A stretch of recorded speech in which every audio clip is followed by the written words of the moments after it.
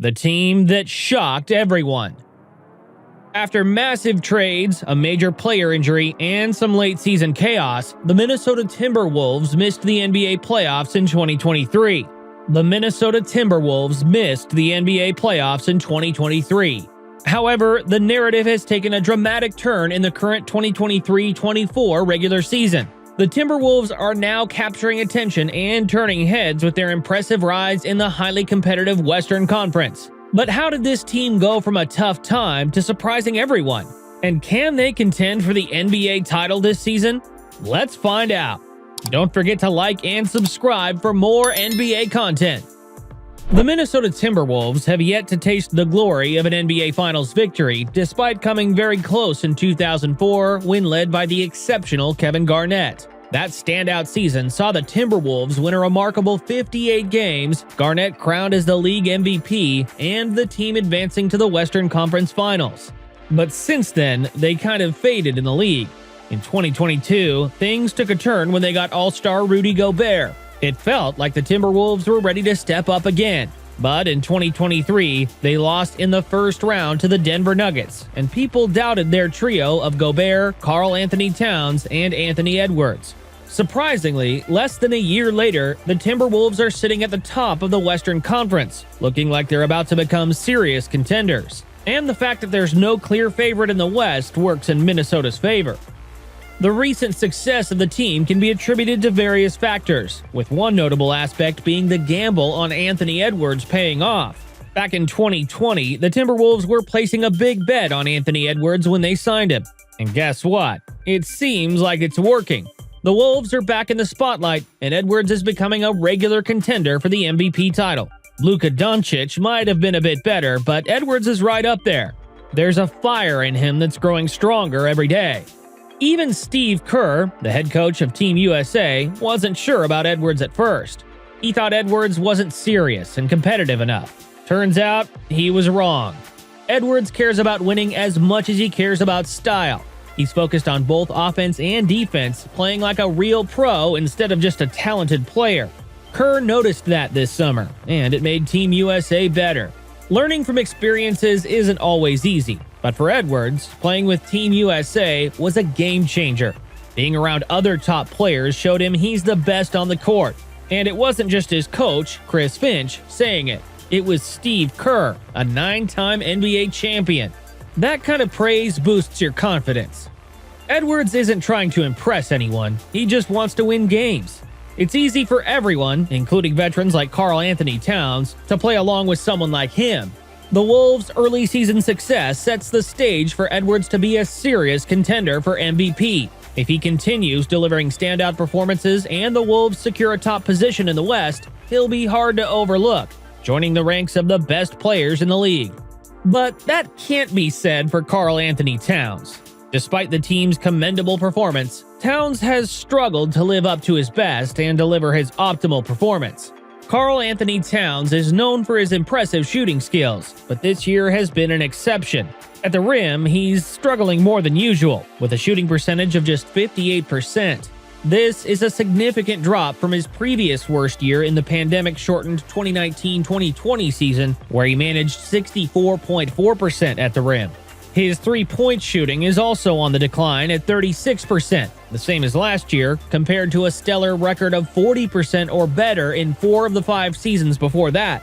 Even his mid-range numbers are below average, leading to a noticeable dip in his offensive rating. In simpler terms, he's been a letdown on the offensive front. Part of Towns' struggles might be attributed to the lack of playmakers around him. Currently, the only significant playmakers for the Wolves are Edwards and Conley Jr., with Edwards being the primary creator.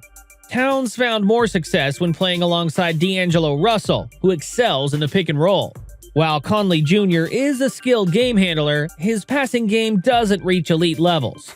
If Towns can return to a super elite level of offensive production, the Wolves could potentially break into the top 10 in team offensive rating, complementing their already fantastic defense. However, given his current performance falling short of expectations, the question arises: should the Timberwolves contemplate trading him? Before making such a significant decision, a crucial consideration would be whether the Wolves would actually be better off without Towns. A hypothetical move to trade Towns might lead the Wolves to adopt a smaller lineup, with McDaniels moving to the power forward position. Defensively, this might not be detrimental, as McDaniels could essentially become the Wolves' version of Andrew Wiggins. Another big question is whether there's a special player out there who could make the Wolves even better. The team must seriously think about this. On one side, if they trade Towns, they'd only have one superstar in Edwards. Also, Gobert, while an all-star, won't be a superstar for many more years. So, if they trade Towns, they'd need to get another all-star or someone with that kind of potential in return. If the Timberwolves are unable to secure an all-star replacement, the rising star Naz Reid could potentially step into Karl-Anthony Towns' position. Reid adds value to the team as a skilled floor spacer for his size. Since the start of the season, Reid has been knocking down an impressive 39.3% of his 4.4 three-point attempts per game. His shooting prowess extends to his efficiency on wide-open threes, placing him in the 44th percentile with a 38% success rate, while his high volume of attempts, 4.2 threes per 36 minutes, ranks him in the 90th percentile over the last 3 years, showcasing his consistent performance. Reid's scoring versatility is another asset. Typically, defenses aggressively close out on sharpshooters to push them off the three-point line and force them into challenging situations within the arc. However, Reid handles this tactic adeptly. His smooth movement and comfort with the ball in closeout attacking situations are evident in his true shooting on drives, standing at an impressive 59%, placing him in the 66th percentile league-wide. Acknowledging Towns' defensive struggles, Reid isn't a standout on that end either. However, for the current team dynamic, he doesn't need to be.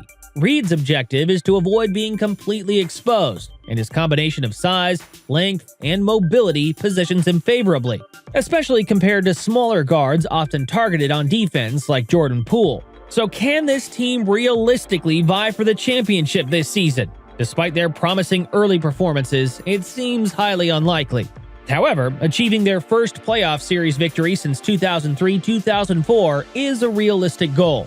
A notable concern for the Wolves is the potential reoccurrence of the Utah Jazz problem. The Jazz faced challenges when playing shooter Bojan Bogdanovic at the 4 during their prime. While Towns is theoretically a better offensive player than Bogdanovic, he may struggle against smaller opponents, especially if Rudy is tasked with more responsibilities in the paint. The combination of Edwards and McDaniels adds nuance to the defensive dynamics. The Wolves are stronger defensively in these positions compared to the Jazz team. However, a lingering concern persists. The team faces challenges in offensive effectiveness without Karl-Anthony Towns, and playing him defensively at the 4 positions could pose problems. Reflecting on the past, then Jazz coach Quinn Snyder struggled to find a solution for a similar scenario. However, the current coach, Finch, may bring a different perspective and strategy to address this challenge. Coach Finch has an opportunity to devise effective strategies, such as incorporating extended zone defenses with Rudy and Towns together, or consistently running offensive plays for Towns against smaller opponents. The Wolves might want to try Towns at the center position in late-game situations as a way to test their playoff strategy. However, this approach comes with risks, as they would have to defend without one of their key defensive players. Reaching the conference finals could give the Wolves a fighting chance, much like the Raptors in 2018-2019, who weren't the best team but seized the opportunity when key players got injured in the finals. Yet, the Wolves face challenges with their bench. Apart from Kyle Anderson and Naz Reid, the second unit lacks reliability. Anderson, a solid defender with playoff experience, and Reid, an offensive talent, can contribute, but Reid needs to step up defensively. The rest of the bench is a bit shaky, with players like Shake Milton proving inconsistent as a shooter. Alexander Walker and McLaughlin show promise, but their reliability remains uncertain. The Wolves may want to send Leonard Miller to the G League to further develop his potential. In the short term, the Wolves should focus more on the regular season than the postseason. Making moves with a top 3 finish in the West in mind is preferable considering the unpredictability of the postseason. Developing the bench, finding effective combinations of second-unit players and starters, maintaining defensive intensity, and refining half-court offensive sets should be their primary goals right now. Currently, the Wolves rely on turnovers and fast breaks for offensive numbers, which might decrease in the playoffs. Sorting out effective lineups for half-court offense becomes crucial. The success seen so far is not a fluke. It's sustainable due to their solid defense. Waiting until mid-December for potential trades seems wise. If they are near the top in January, they can explore smaller moves to improve their second unit. If issues arise, they might consider a trade involving Towns. While it's doubtful that the current team can win a championship, a top 4 seed is possible due to their defensive strengths. The focus should be on more achievable goals for now. Forget the playoffs. Focus on developing the chemistry between Towns and Ant. If the team achieves 50-plus wins before a postseason exit, that's reason enough for excitement. So if you enjoyed this video, I guarantee you'll enjoy these 2 videos.